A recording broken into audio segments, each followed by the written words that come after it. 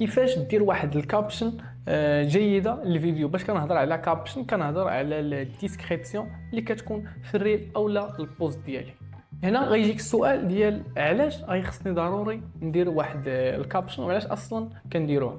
وهنا غادي نقول لك كنحتاجوا اننا نديروا كابشن اولا باش نحاولوا نبينوا الخبره ديالنا، حيتاش الا بوستيت واحد الفيديو اللي قصير صعيب انني نبين فيه الخبره ديالي. داكشي علاش كنستعمل الكابشن باش انني نحاول نحط فيه الماكسيموم ديال المعلومات باش نبان واحد الانسان لي كومبيتون. او لا الحاجه الثانيه باش نحاول نجيب بزاف ديال السيفز او الشيرز او اللايكس. الغرض الثالث هو باش نحاول نزيد من المعدل ديال التحويل. باش كنهضروا على معدل التحويل كنهضروا على الكونفرجن ريت، اي المعدل باش انني نحول واحد من فيور للفولوور، او لا نحول واحد الانسان من فولوور ليد من ليد الكلاينت. وهنا غنوريك واحد الاسرار او واحد السيكريت باش تكتب واحد الكابشن اللي مزيان. وهنا خاصك تعرف بان الجمله الاولى اللي كتبان في الكابشن هي السر.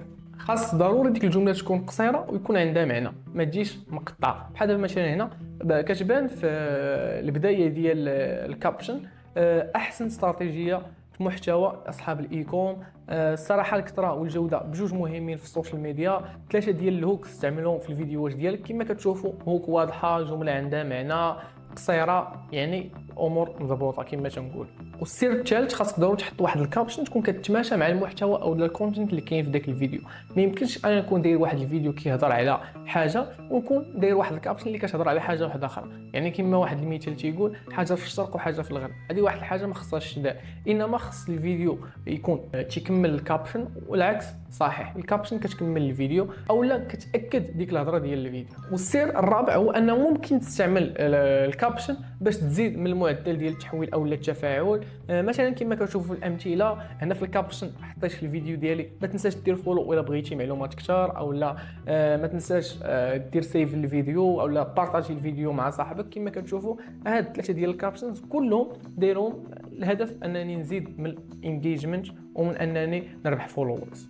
والسر الخامس هي من الافضل انني ندير واحد الكابشن اللي تكون طويله، ولكن فقط في حاله كان واحد الفيديو اللي قصير جدا باش نحاول نشرح الموضوع اكثر هكا باش نديطاي فيه اكثر. مثلا هذا الموضوع حاط في الكابشن هنايا كاتب لك الا بغيتي توصل ل 10 كاس اقل من 3 شهور هكا السر.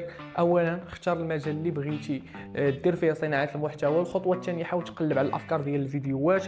الخطوه الثالثه حاول تصور محتوى دير ايديتين اللي زوين وما يكونش ممل. الخطوه الرابعه حاول تنشر ما بين بوست حتى ل3 ديال البوست في النهار. الخطوه الخامسه حاول تحل النتائج وتحسنهم. الخطوه السادسه خاصك ضروري تبقى مستمر الاشهر. وفي الاخر حطيت واحد الكول تو اكشن درت فيها ما تنساش دير فولو الى عجبك الكونتنت.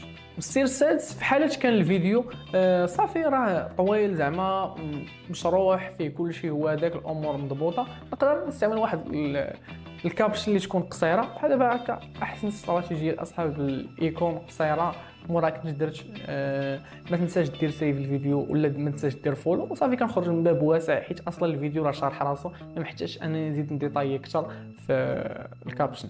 السر السابع من الضروري انني نزيد واحد الايموجيز في الكابشن باش تعطي واحد الجماليه. باش كنقصد الايموجي كنقصد دوك ستيكرز يا اما قلب صاروخ سميتو العلامه ديال فيريفي هكا باش نحاول نخلق واحد التفاعل، حيت الصراحه الايموجيز كيعطيو واحد الاحساس اكثر ما كيعطيو واحد الجماليه. الا كنتي بصح مهتم بانك تخدم على البيرسونال براند ديالك زائد انك تكري واحد شورت كونتنت اللي ماشي غير كيمشي فايرال وكيجيب لك لايكس، انما يعاونك باش حتى تكبر البيزنس ديالك. عندك واحد الحاجه اللي كبيره وزوينه بزاف، عاد لونسي توربو جروث كوميونيتي اللي غتلقى فيها دورات ديطايي على البيرسونال براند واخر الاستراتيجي اللي خدامين في الكونتنت. بالاضافه غيكونوا لايف سيشن معايا ومع الطوب ديال الكرييترز في الدومين. وزيد على هذا الشيء كامل غادي تكون واحد الكوميونيتي برايفيت اللي كنهضروا فيها وكنشاركوا فيها كاع الاراء اللي عندنا، يكونوا مجموعين فيها واحد الكونتنت كرييترز او بيزنس اونرز اللي كاملين عندنا نفس الهدف. وهذا الشيء كامل باش نبارطاجيو الاكسبيريونس وكاع الحوايج اللي غيفيدونا باش هكا نكبروا كامل. وغير باش تعرف هذا الشيء كامل غير واحد 20% من داك الشيء اللي مخبي لكم في وسط هذا الكوميونيتي. بالاضافه الا مشيتي تعلمتي وطبقتي داك الشيء اللي غيكون في هذا الكوميونيتي كون متاكد 100% بانك غادي تحصل على نتائج. بالاضافه على ان كل واحد غيحقق شي نتائج اللي كبار غير ربح معايا اكسس باش يصور الكونتنت ديالو في الاستوديو ديال ارتيسكيب ايجنسي. وانا والتيم ديالي بطبيعه الحال غادي نعاونوه في الانتاج ديال المحتوى ديالو. بركه ما تضيع في الوقت، كليكي على اللينك اللي في الديسكريبسيون، دير جوين